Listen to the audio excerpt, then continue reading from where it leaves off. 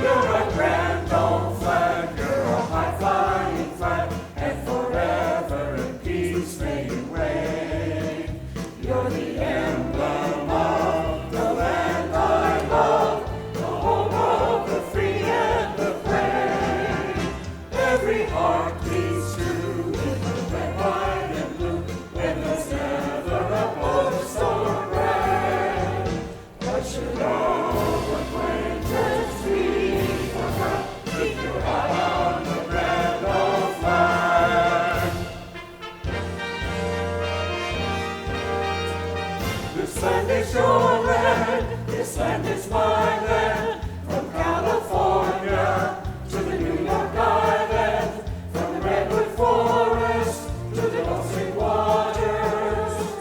This land was made for you and me. I've roamed and rambled and followed my footsteps to the sparkling sands of her diamond deserts, and all around me a voice was sounding. This land was made for you and me. This land is your land, this land is my land, from California to the New York Island, from the redwood forest to the ocean waters. This land was made for you and me.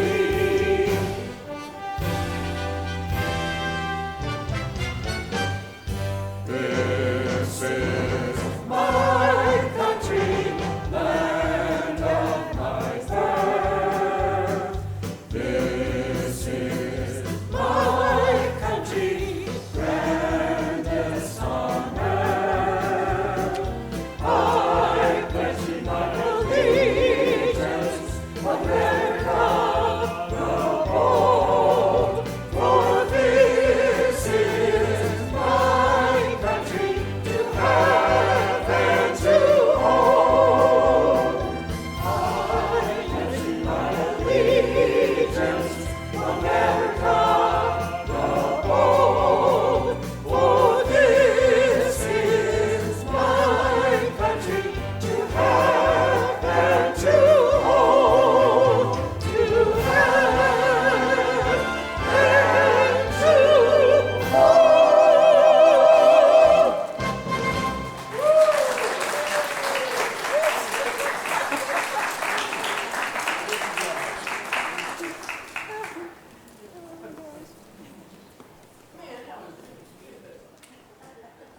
Man, that was awesome, wasn't it? Can we give him a hand for that again? Amazing. Wonderful, wonderful. Yeah. Thank you, Calvin. All right, well, good morning, church.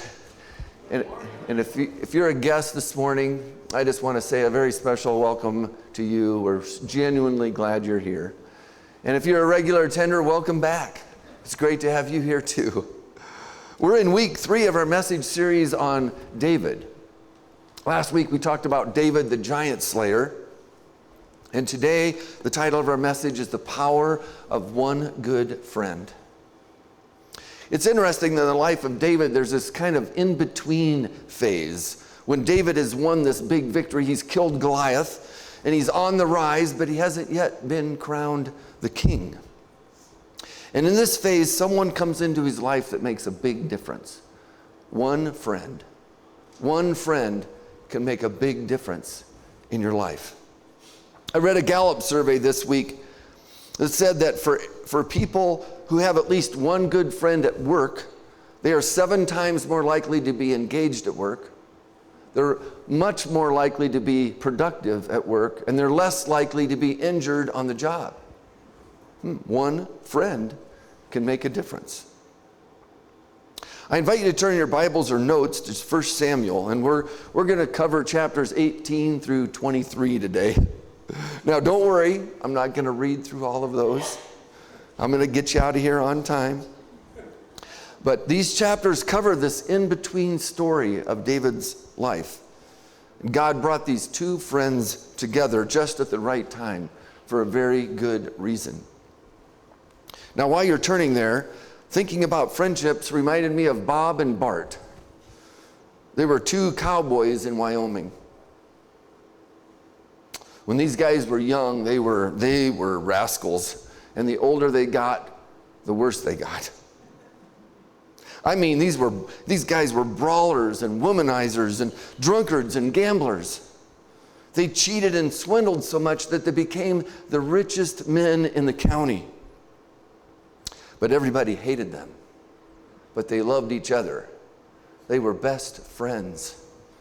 That is, until the day Bart unexpectedly died.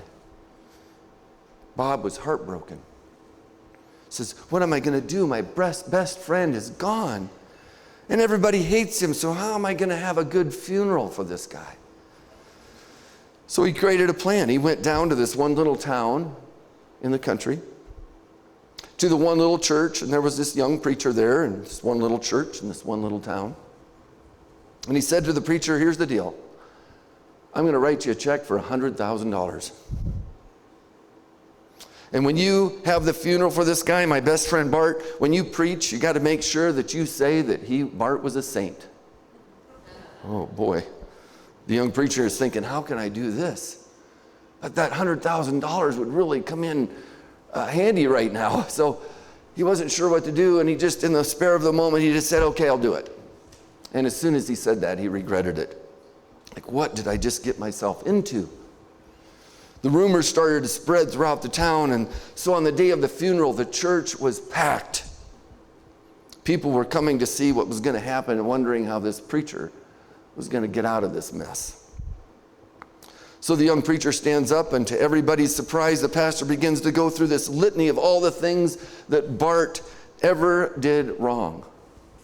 Every person he stole from, every person he ever fought, every person he ever cheated or swindled. He goes down this long list of all of Bart's sins. And then at the very end, with Bob sitting in the front row with steam coming out of his ears and fire coming out of his eyes, the young preacher says, but compared to his friend Bob, oh, you guys are way ahead of me. Bart was a saint. Yep. Well, I don't know about you. If you have a friend that would pay $100,000 to a preacher to say something nice about you, but David was not a self-made man. There's a quote that says, if you see a turtle on the top of a fence post, you can be sure he didn't get there alone. That's true. When you see David making this ascent to the throne, you can be sure he didn't get there alone. God brought people into his life that played significant roles. And one key friend that came into David's life, that came to David, was Jonathan. Now we're gonna land at 1 Samuel chapter 23, because there's a wonderful verse there that just says that Jonathan sought out David. He went to him and found him to encourage him and to strengthen him in his faith. But I want us to wind back to 1 Samuel 18, when we first met, and I'll paraphrase a bunch of the scriptures here. And I want to walk through their friendship and some of the high points. And as we do, I want us to think about some questions that will speak to us about the value of one good, godly friend. You see, when they meet in 1 Samuel 18, it's right after David killed Goliath. This is an exciting time. I mean, David's this new guy on the scene. But you need to understand that Jonathan himself was already a hero. He's Saul, King Saul's son. You can read about it in 1 Samuel 14, that Jonathan and his armor bearer climbed up this cliff, and the two of them took on 20 Philistine dudes, and they slew them and won the day in a very important time. That's pretty good odds, 10-1. And between Jonathan and his armor bearer, they only had one sword between the two of them, and they beat these 20 Philistines. That's impressive. He's already a hero. But on that day when David slew Goliath, likely prompted by God, Jonathan noticed that there was something special about David. And he thought, I need to invest in his life. So that's the first question to consider for today.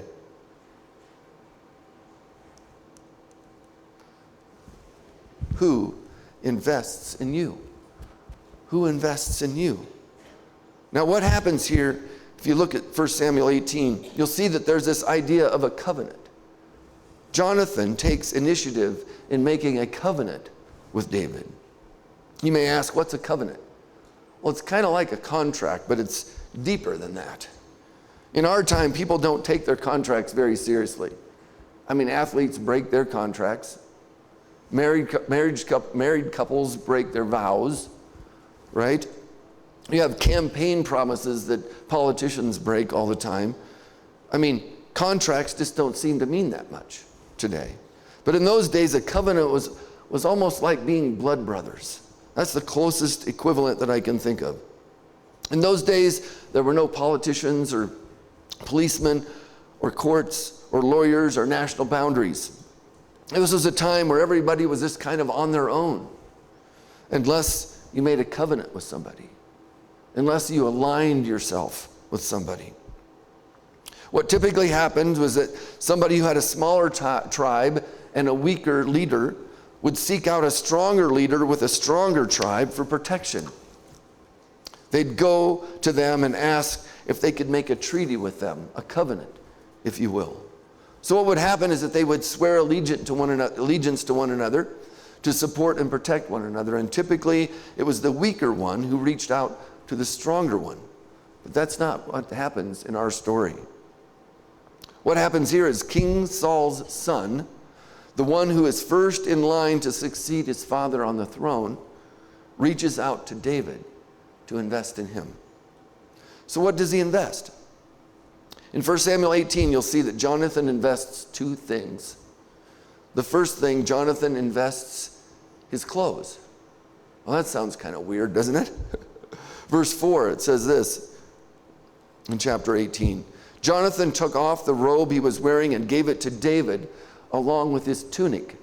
Now, his tunic was kind of like a shirt. I mean, he's handing over his clothes. What's up with that? Well, in those days, your clothing established your position. It really was the indicator of what rank you were. In fact, everything about the clothing had something to do with the rank. The colors, the patterns, the quality, the workmanship. The clothing said a lot about where you were in society. And the ranking, in this ranking, there was this clear sign that Jonathan was a part of the king's family. There were colors and patterns that indicated that Jonathan had a high position. And he takes off the king's son's robe and puts it on David. There are a couple things that he's saying here.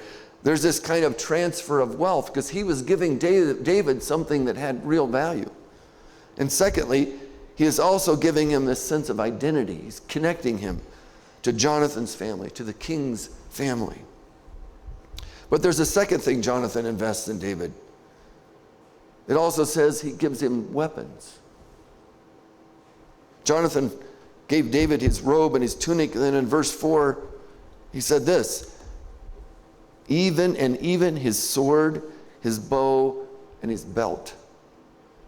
What Jonathan is saying here in this covenant with David is, my strength is now your strength. My enemies are now your enemies. I've got your back. You can count on me. I heard this quote once. It said this, some friends give you more than give more than they take. Some friends take more than they give. Some friends just quit keeping score. Jonathan was one of those friends that just quit keeping score. He just invested. He saw David and something prompted him. I believe God told him something like this. David is going to need a friend, Jonathan. Will you be there for him? Will you help him succeed? Do you have a friend like that in your life? They go first. They invest in you. Maybe it's their time or their expertise or their resources, but they invest in you. I have a friend like that. His name is Keith. We've known each other for over 26 years. He's invested so much in me over those years, I could never repay him. He's discipled me. He's taught me. He's encouraged me. He believes in me. And he's invested personally in me so much, his time, his expertise, his resources, and he continues to still do that today.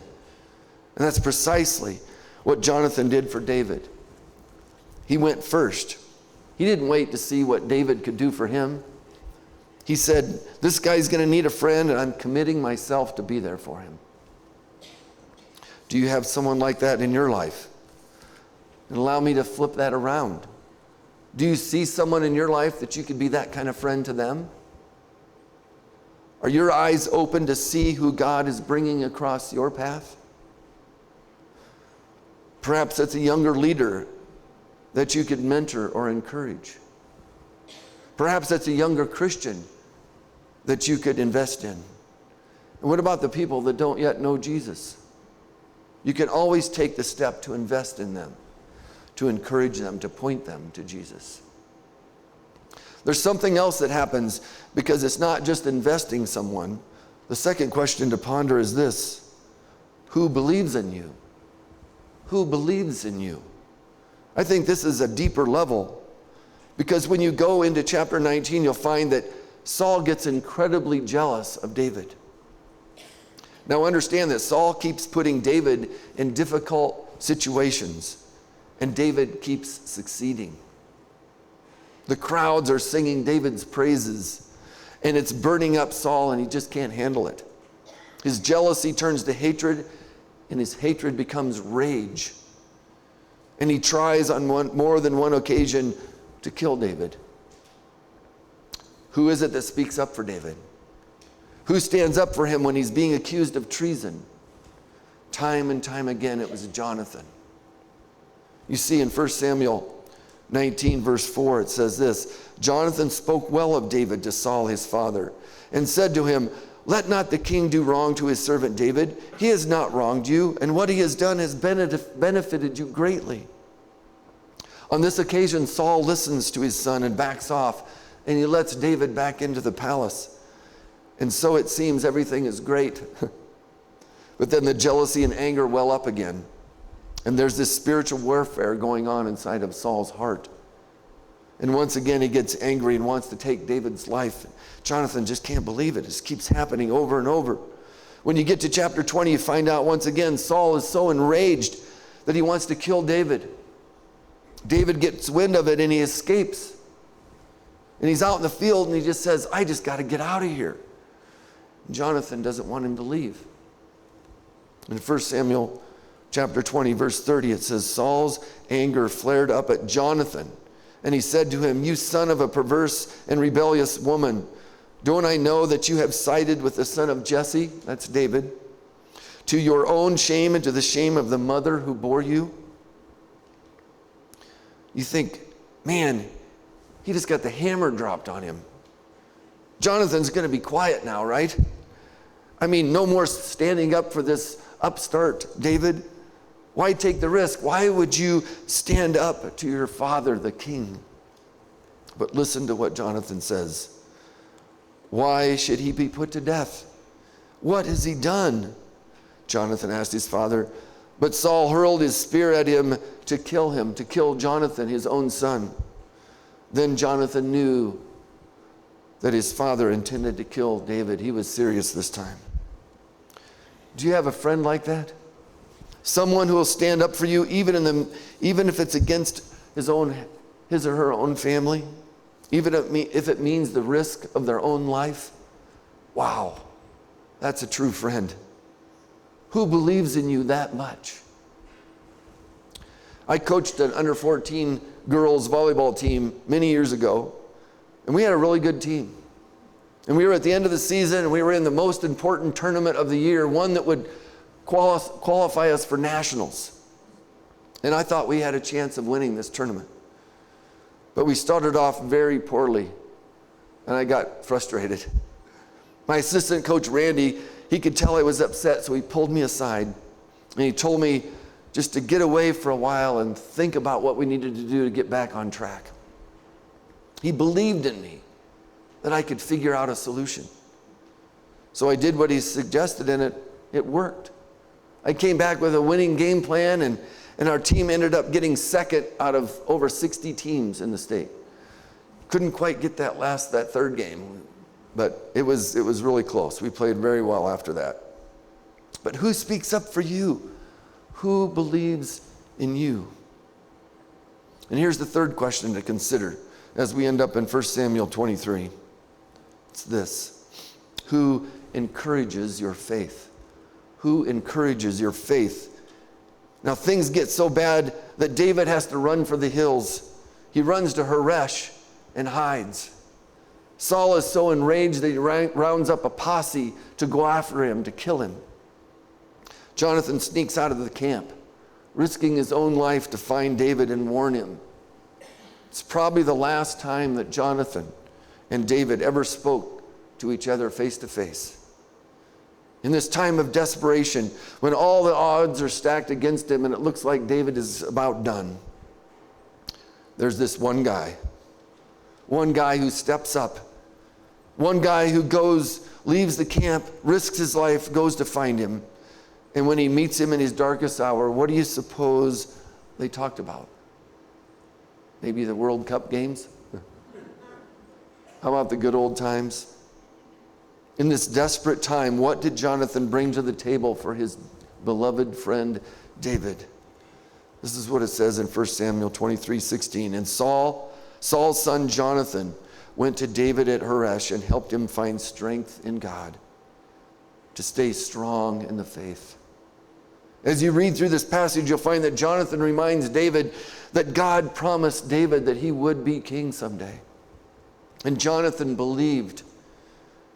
He believed in God's promises. And he even went as far to say, as I'll be second in command to you. I'll step down. I'll give up my position to be on your team. I want to cheer for you. I want to encourage you. I believe in you. He reminded David of God's faithfulness, that God could be trusted. Because the truth is, Jonathan couldn't promise that he'd always be there. That's why it's so important in a godly relationship that we point people to Jesus, one that will always be there, one that we can always count on, the friend who sticks closer than a brother. Jonathan encouraged David in his faith in the Lord. Do you have friends that do that for you?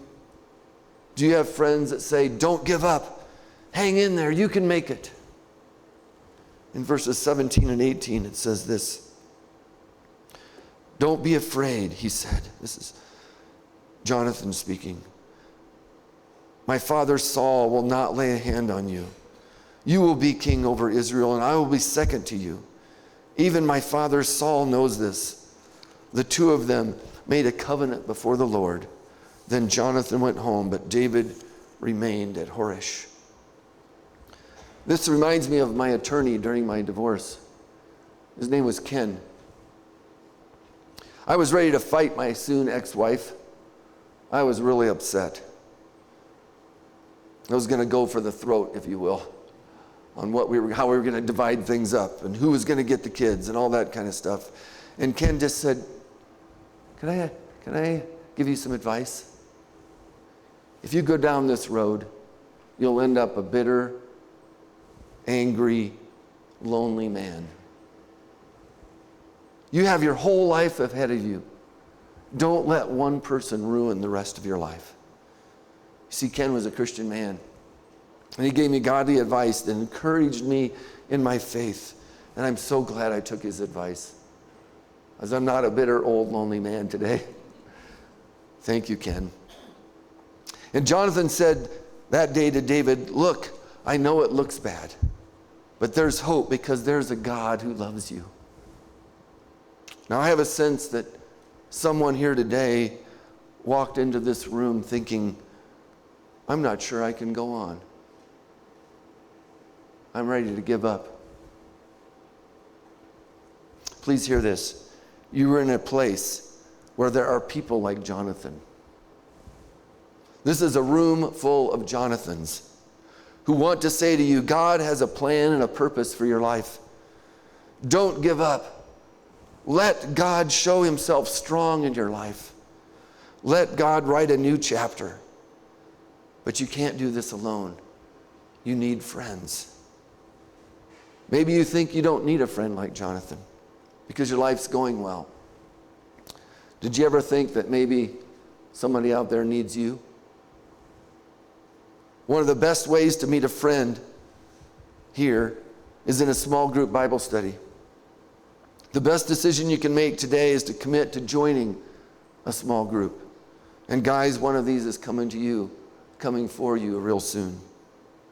Don't do life alone. David became who he was because of a friend like Jonathan.